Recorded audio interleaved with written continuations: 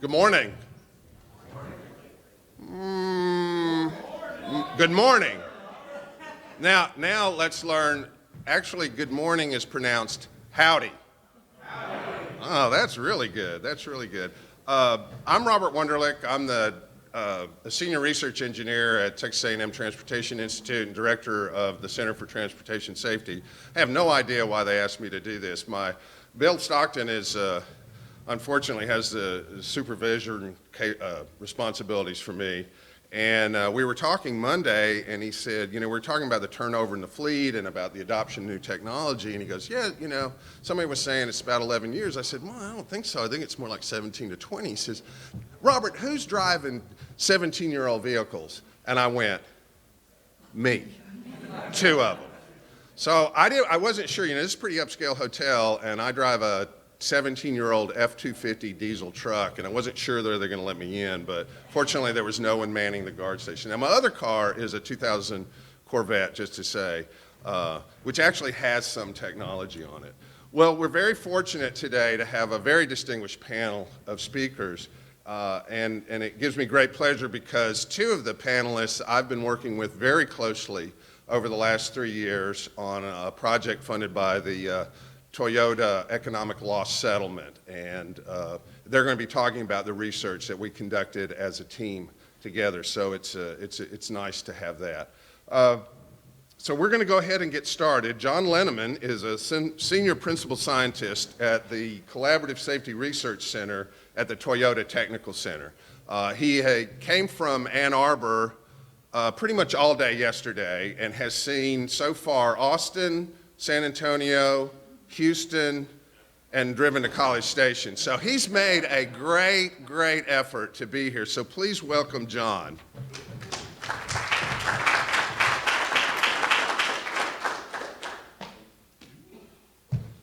All right, thank you, and I'm happy to be here. Just a little background, I was out of automotive for about 7 or so years, and I started at the Collaborative Safety Research Center back in August. So that's my sort of qualifying statement for if I say anything wrong, if I say something that doesn't make sense, that's why. That's my little disclaimer there. So, all right, so I am with the Collaborative Safety Research Center. A little bit of history on the CSRC for short. It was formed in 2011, funded by Toyota Motor Corporation in Japan. It was a 5-year effort funded with $50 million. It's a safety research group built on 3 pillars: research, doing extensive data analysis, and outreach. And outreach is basically any research or anything we do, we want to push into the public domain. And initially, the group focused on 3 areas. Distracted driving was really hot back then. It still is an important topic today. Active safety and vulnerable populations. By vulnerable populations, we mean teen drivers, older drivers, etc. This business model you see in front of you actually applies today as well. The big important thing is to note that you'll see in the upper white quadrant where you see it's industry and society focused, and open and external. So all of the research, or a lot of the research, not all of it, is focused on pushing our findings out into society for, in general, the enhancement of safety of all vehicles, right? Not just Toyota vehicles. So that is sort of our foundation. It was started in 2011. Funding ran out 2016, so they said, you know what? Let's do this again. And another $35 million was allocated to the group in 2016. So right now, we plan on operating to 2021. We'd like to sort of get some sort of perpetuity going with this group here. We did change the focus a little bit. So instead of just active safety, we created a track called active passive integration. So it's active and passive safety. We added 3 other tracks. The human experience track, it's like human factors, right? But we really wanted to focus on the human experience, okay? Driver state detection is something we specifically want to focus on for the next 4 or 5 years. And then big data and safety analytics. So, large data crunching, maybe of data sets like FARS or SHARP2 or something like that, okay? So I am in the human experience group. And in the human experience group, we work in what we call the automated driving interaction ecosystem. It's a cool little, saying for basically, we're not focusing just on the individual and the individual, that person's vehicle, okay? We're not focusing solely on the individual or that driver and the immediate surrounding vehicles. We're focusing on that person, that vehicle, and all of society, how it interacts and with a larger fleet of vehicles. We've gone through an effort in the human experience group, my colleagues and I, to really try to nail down what are the different research projects that we think we could, not just we, but other people could or should be conducting. So we've researched, it's going through things like, say, NHTSA reports, and at the end of the NHTSA report, they say, here's some future projects that we think we should do after this, follow-on studies. There are only a couple papers that we found that have explicitly said, here's the research topics in automated vehicles, human factors related, that people should be focusing on. But we gathered those. A lot of interviewing experts in a number of different domains, engineers, even marketing, stuff like that. What do you guys think are the human factors, issues associated with automated vehicles? And based on that, we've created a list of about 100 to 150 projects that we'd like to conduct or we'd like to see other people conduct at some point. And we've just categorized them into these 8 groups here. Driver state detection. Now, that's different than the driver state detection that I mentioned earlier. That track is really looking at investigating and developing the foundational, technology for driver state detection. This one, in human factors, it's all about the application. If we can actually detect driver state, what are we going to do about it? Mixed automation levels, something I don't think people are talking about enough. I'm sort of starting to hear that a little bit, but when you get a level 1, 2, 3, 4, 5 vehicle, level 0 vehicle on the road, vehicle fleets don't turn over, 90% in 30 years or something like that. You're going to have crazy mixed levels. What are the human factors issues associated with those? Human in the loop issues, which we'll talk about today. Infrastructure-related issues, personalization experience, road user interaction. So it's not just about cars, it's about pedestrians, it's about bicyclists, etc. Licensing and education issues, and even culture, to the extent that different cultures, people drive differently, and how does that impact autonomous vehicle, human factors development. Okay. I did want to call out driver state detection because we think it's really important for future autonomous vehicles, and a lot of people are researching this. We think in the human experience group that there's 5 sort of categories of driver state detection. There's medical, emotional, assessment of driver intent, driver cognition state detection, and then even behavioral, right? Now in the CSRC, currently we are only doing a couple, and that's in the medical domain, medical area, but we plan on ramping up research projects in the other areas as well. Not going to get into detail of these projects, but basically I just want to mention that we are doing a project with the University of Michigan health system where we're trying to detect medical emergencies better in vehicles, and then also with the University of Nebraska Medical Center, Matt Rizzle there, looking at detection of glucose or diabetes issues when people are driving. Surprisingly, diabetes and glucose issues are actually pretty big issues when people drive. So, all right. So those are the 2 medical driver state detection projects that we're working on. All right. So with regard to automated vehicles and automation in vehicles, the CSRC, from pretty much its onset, has been looking at this topic. So I'm going to review one project from that emanated or came about right at the start, but we really want to push cutting-edge research all the way up to 2021, and like I said, perpetuity even beyond that. So the first project I want to review just at a very high level, because this was, basically thought about in, it started in, or kicked off, conceptualized in about 2011, really kicked off in 2013 and finished in 2015, which was before I got to CSRC. So I don't know a lot of details about this project, but I just want to illustrate that, hey, the CSRC has been doing work in this area And it's a project we did with the MIT's Age Lab. In this project, we had people drive in urban Boston highways. 24 subjects. Simply, they were driving a vehicle that had adaptive cruise control, some form of automation, following a lead vehicle, and sometimes they were performing a secondary task. And we looked at the effect of the driving with and without adaptive cruise control, so the effect of automation, okay, on side task performance, on driving performance, on visual glance behavior, on physiological response, and on subjective estimates of workload. And not to get too much into the details, but we did see some effect of the presence of automation on, in this case, glance behavior, but there were also effects on subjective workload, on physiological response, and on driving performance. In this case, what you see here is that when you looked at just glance behavior, when people were driving and performing the secondary task across the top there really was no effect of the automation.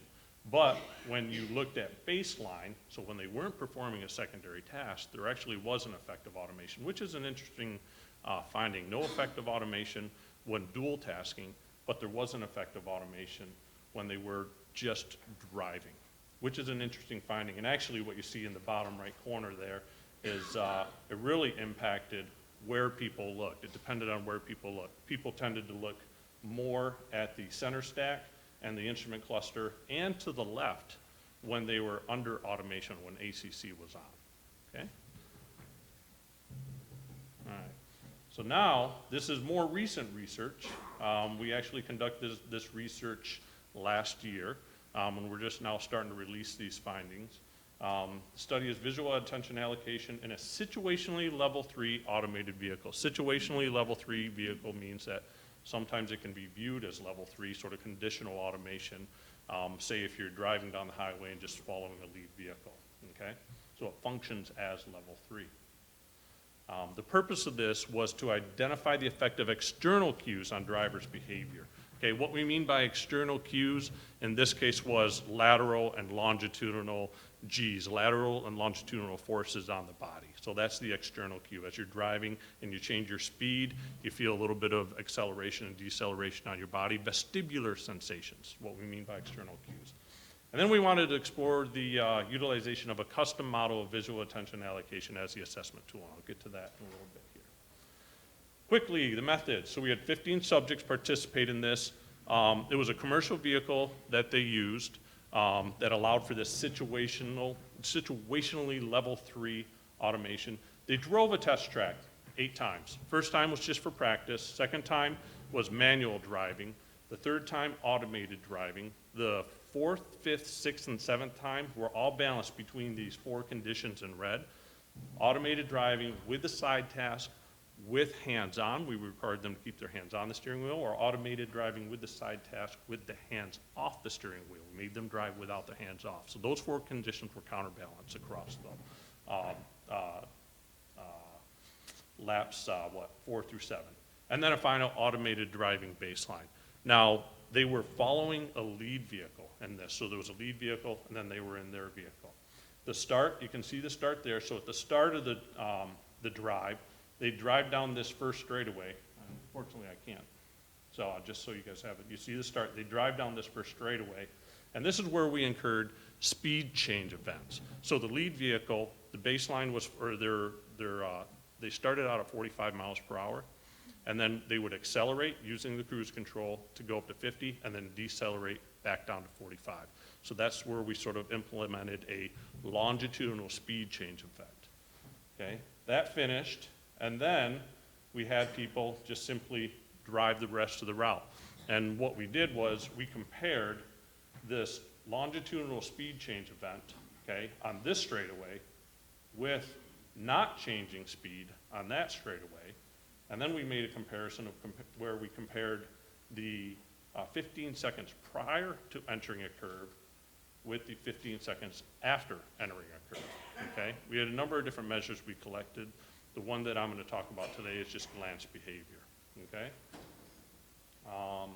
And just a little note, we had two different types of curve, or two different tightness of curves, one where the radius is 457 meters, one where the radius is 305 meters. So a tighter curve and a more wider curve, okay? All right. We had them perform a side task, right, in 4 of the tasks. So the side task was just simply an email sorting task, okay?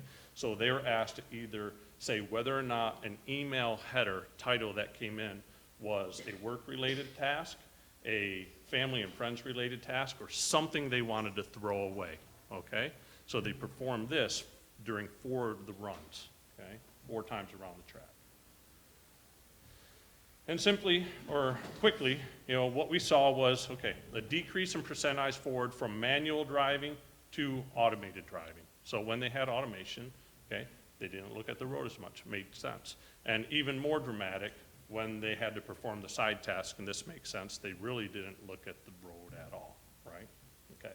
Now note, this is on a empty test track where they're following one vehicle, 8 laps, 40 minutes, right? So it took about 4 minutes or so to get around, plus or minus, okay?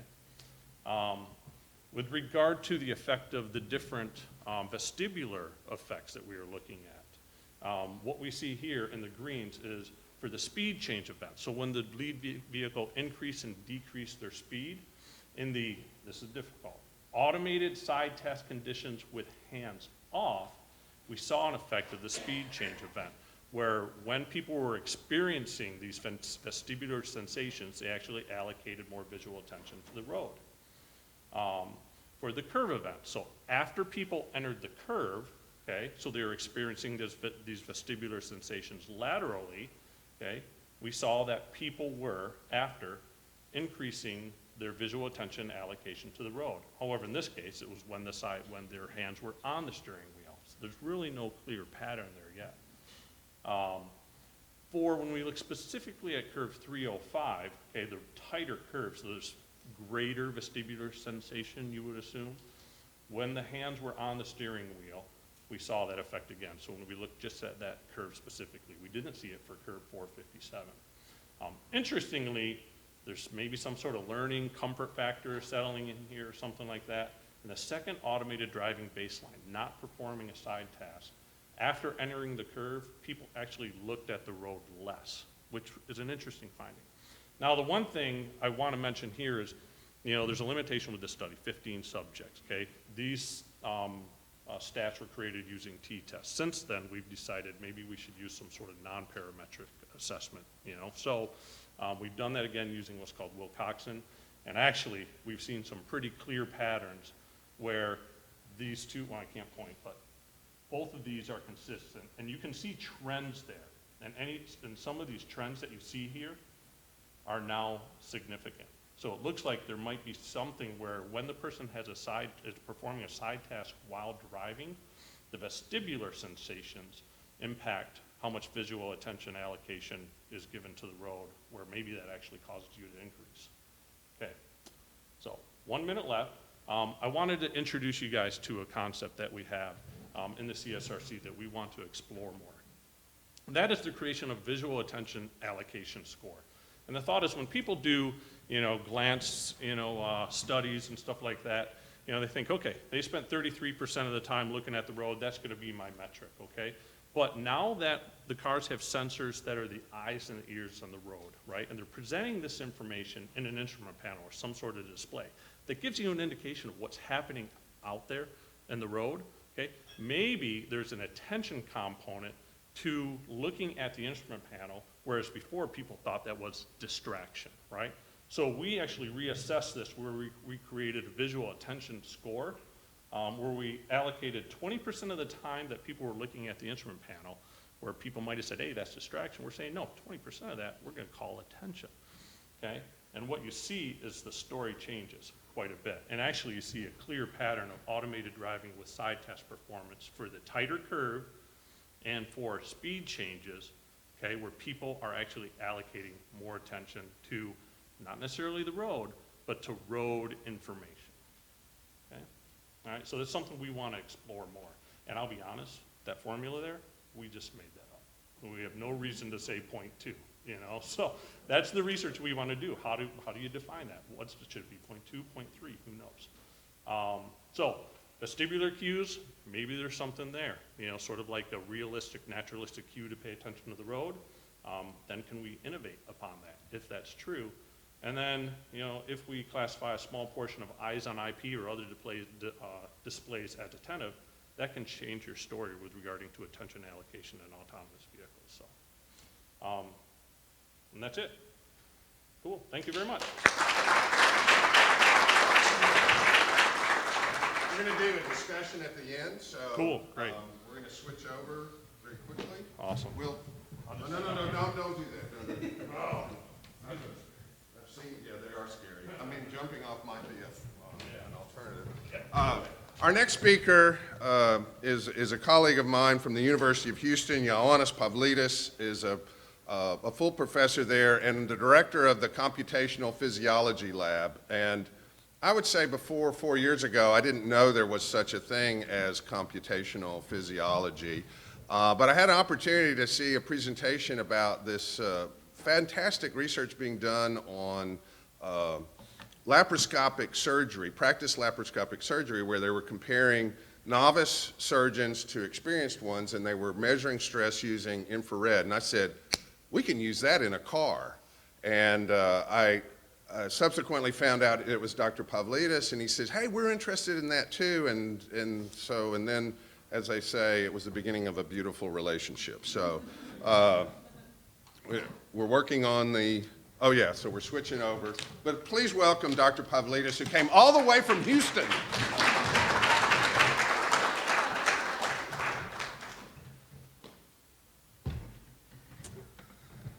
Thank you very much, Robert. Thank you all for attending this session.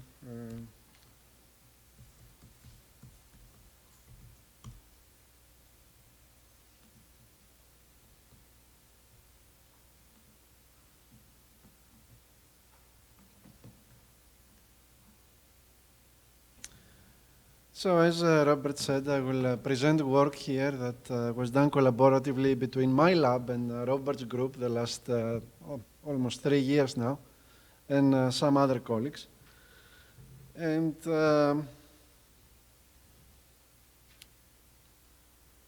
because we don't have a lot of time, unfortunately, I will not be able to spend any time at all in the methods that we used.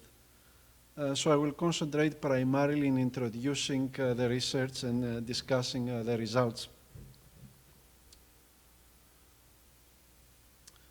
The main point of this work was basically to identify the effect of stressors on driving behaviors, distracting stressors. And I know that a lot of attention has been paid to a specific stressor, physical distraction, which is exemplified by texting while driving nowadays, but there are other potential distracting stressors, and if you abstract this, you'll find out that there are three major categories. Cognitive stressors, say absent-mindedness, in common language, emotional stressors, and physical stressors. So physical stressors or sensorimotor stressors, as we call it, is just one category which happens to be very much in trend right now, but not the only one. And therefore, we set out to do an experimental design that abstracts these away and measures them precisely so that we can accomplish our goal. So that's what I'm going to talk about here. And we used a high-fidelity simulator. That's how we started this series of experiments. We recruited a pool of volunteers per an IRB protocol. We had 59 subjects that we analyzed in this case. They were balanced in terms of age and gender, so that was a really good sample, I have to say. And the experimental design, the meat of the experimental design, after familiarizing the subjects with the simulator and so forth, were actually 4 drives. One without any stressor whatsoever, and 3 with the 3 types of stressors that I introduced earlier, a cognitive stressor, an emotional stressor, and a sensory-motoric stressor. The drive was the same. Of course, the things were randomized to reduce the practice effect. And in each drive, the stressor was applied twice, so that for two reasons. To imitate real life, for example, when you text, you drive, you text a little bit, then you keep driving, then you text again, and so forth. And also to provide some statistical support, to have more than one thing. I would love to have 10 of these, but obviously there are practical limitations when you run an experiment and you cannot have the subject in your lab all day long. So that gives you an idea about the experimental design. We had also a second experiment, very interesting experiment for which I will not have time to talk today. Let me tell you now what we were measuring while these things were going on. We are interested about the effect of stressors, distracting stressors. Therefore, we had to have a way to measure this. And we were measuring this with a rather novel method that we validated clinically, and we published a little bit earlier from the beginning of this work. That is perinasal perspiration. So we image this with thermal imaging, and we have algorithms that extract the level of perspiration out of the thermal imagery, and that creates a signal which tracks the level of sympathetic arousal. So that was our explanatory variable, and of course we were interested to see the effect of this on the driving behavior, and therefore we had to have some variables to quantify this, and we focused primarily on two variables, the steering signal and the lane deviation signal. And those were chosen specifically because if you think about it, what stress creates from a physiological point of view is fight or flight responses, which are musculoskeletal responses. And when you drive, where is most of your musculoskeletal energy is basically in your hands. Therefore, it directly correlates with the steering signal. And of course, the lane deviation obviously correlates with what would you do on the steering wheel. But as you will see, and as we were suspecting, this is a more filtered, more removed, so to speak, from the physiology variable. So we had an immediate behavioral variable that was directly connected to the physiological responses, and a second one that was probably a little bit more removed. Of course, we were taking into account all covariates because context plays a very important role here, and age, gender, and so forth. All these were properly taken and blocked in the design. Now, after that, as I told you, I have enough time just to tell you the results, and that's it. But before I say this, because of the results, this is a quantitative analysis, had to be basically broken down into math. Let me tell you how we represented statistically or mathematically, if you like, each one of these three variables that I mentioned a bit earlier. So the perspiratory variable, we were taking the mean of the perspiratory signal in the specific phase that we were interested. And you remember I told you we had in each of these drives phases where there was no stressor, and then there was application of the particular stressor and so forth. Overall 5 phases, 2 with a stressor and 3 without the stressor. And the steering variable, we were also taking the mean, but because the steering is a sinusoidal, you go like this, left negative, right positive, you had to take the absolute value, otherwise you would have had values very close to 0, which are not good for statistical analysis. It's interesting for the second response variable, which was the lane deviation, we did not take a mean, which is the standard, from the statistics point, a robust indicator that you need to work on. As you notice here, we took the maximum. Why? Because a lane deviation on the average does not tell me a thing. You need to err once, and that may be your last time. So that's why basically we deviated from standard statistical practice there. Now, the results. The results regarding the three variables that we're talking about here, the explanatory variable, what was happening inside the subject, his or her sympathetic state. And you see here in P2 and P4, this is where the stressor was applied. Here we have the case of the cognitive drive, and you see the stars. So the stressor had an effect. There were significant differences on average when we applied cognitive stressors to the sympathetic state of subjects. Big significant differences, 3-star significance. The same was true with the emotional stressors when they were applied, and the same also was true with the physical stressors, the sensorimotoric stressors. Actually, interestingly here, the sensorimotoric stressors, even after the stressor stopped applying, they had residual effects. So the sympathetic